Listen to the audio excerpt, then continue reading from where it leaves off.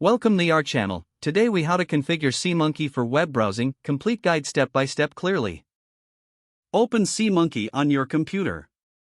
Once the application is launched, navigate to the top menu bar. Click on Edit and then select Preferences from the drop-down menu. In the Preferences window, look for the Navigator category on the left side. Click on Navigator to access the web browsing settings. Here, you can set your default homepage. Enter the URL of the website you want as your homepage in the designated field. Next, locate the connection category in the left panel. Click on Connection to configure your internet settings. If you are using a direct connection, ensure direct connection to the internet is selected.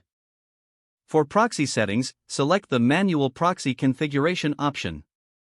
Enter your proxy information if your network requires it. Now, move to the Privacy and Security section on the left panel. Click on Privacy and Security to manage your privacy settings. Review the options for cookies and site data. Decide whether to accept or block cookies based on your preferences. Next, navigate to the Appearance category. Select Appearance to customize the look of your browser. Choose your desired theme and font settings. Then, go to the Advanced category in the left sidebar. Click on Advanced to adjust additional settings such as browsing and accessibility.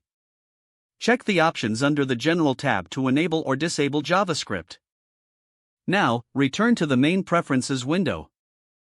Review all your changes to ensure they fit your needs. Click OK to save your settings and exit the preferences. Your SeaMonkey browser is now configured for web browsing. You can start exploring the web with your personalized settings. If the page does not load, refresh the browser or try again in a private or incognito window. Don't forget to like this video and subscribe to our channel for more step-by-step tech guides.